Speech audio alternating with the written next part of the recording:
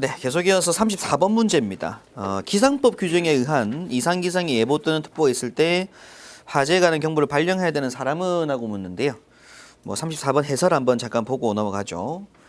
소방기본법 제14조 화재에 관한 위험 경보 보시면 주어가 2명입니다. 소방본부장이나 소방서장, 주어 2명 체크하시고요. 2명은 기상법 제13조 1항에 따른 이상기상의 예보 또는 특보가 있을 때에는 화재에 관한 경보를 발령하고 그에 따른 조치를 할 수 있다라고 합니다.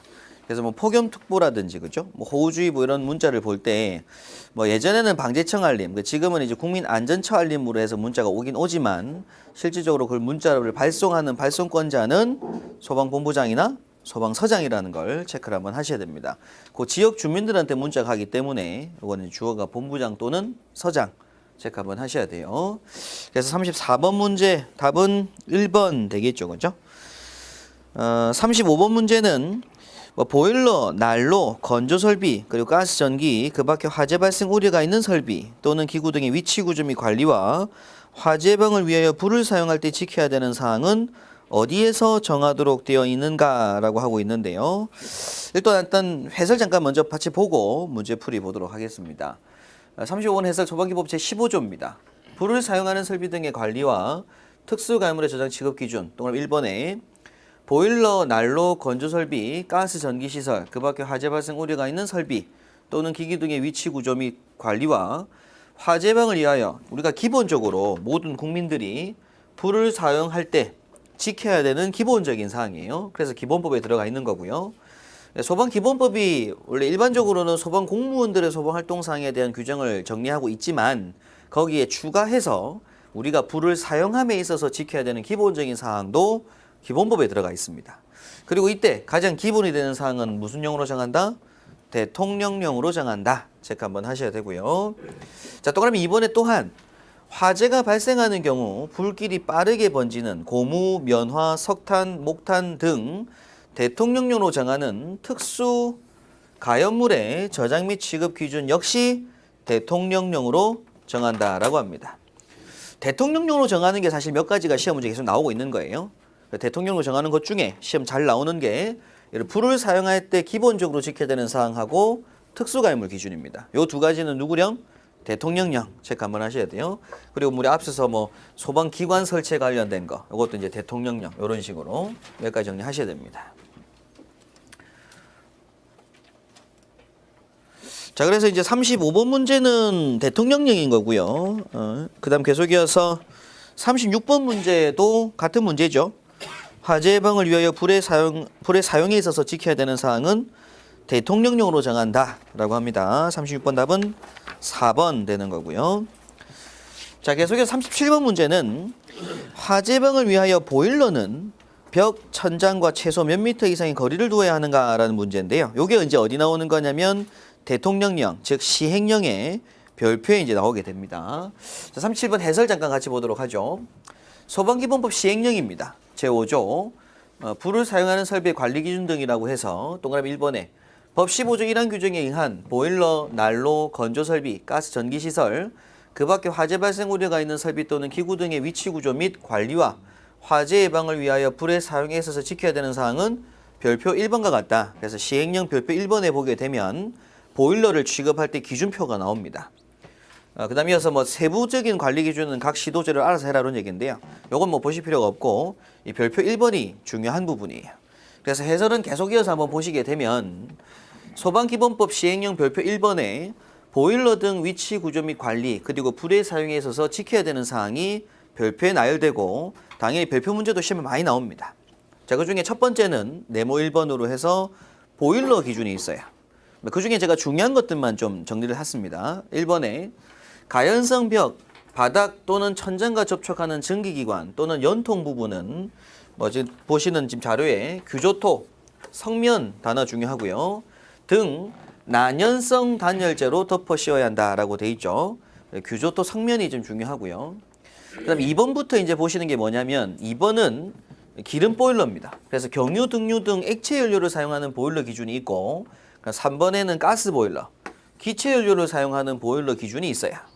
자, 그중에 2번 경유, 등유 등 액체 연료를 사용하는 경우의 기준은 가번에 연료 탱크는 보일러 본체로부터 수평거리 1m 이상의 간격을 두어 설치하고요. 보일러하고 연료 탱크하고는. 그다음 나번에 연료 탱크에는 화재 등 긴급 상황이 발생하는 경우 연료를 차단할 수 있는 개폐 밸브를 연료 탱크로부터 0.5m 이내에 설치할 것이라고 합니다. 그럼 다번에 연료 탱크 또는 연료 공급하는 배관에는 여과 장치를 설치를 하도록 하고요. 그럼 라번에 사용이 허용된 연료 외의 것을 사용하지 아니할 것. 그다음 마번에 연료 탱크에는 불연재료로 된 받침대를 설치해서 연료 탱크가 넘어지지 아니하도록 할 것 돼 있죠. 그래서 이렇게 한 4개나 5가지 돼 있는 보기들이 시험 문제는 잘 나옵니다. 그래서 액체 연료를 사용하는 보일러의 기준으로 옳지 않은 것은 이런 문제예요. 그 중에 보통 이런 수치들, 여기가 1m 이상 간격 띄우라고 하고 안전 밸브, 그러니까 긴급 차단 밸브를 0.5m 이내에 설치하라고 하는데 이런 걸 뭐 0.6m라든지 0.8m 이런 식으로 출제를 하는 경우가 많습니다. 눈에 한번 익혀 주셔야 될 부분이고요.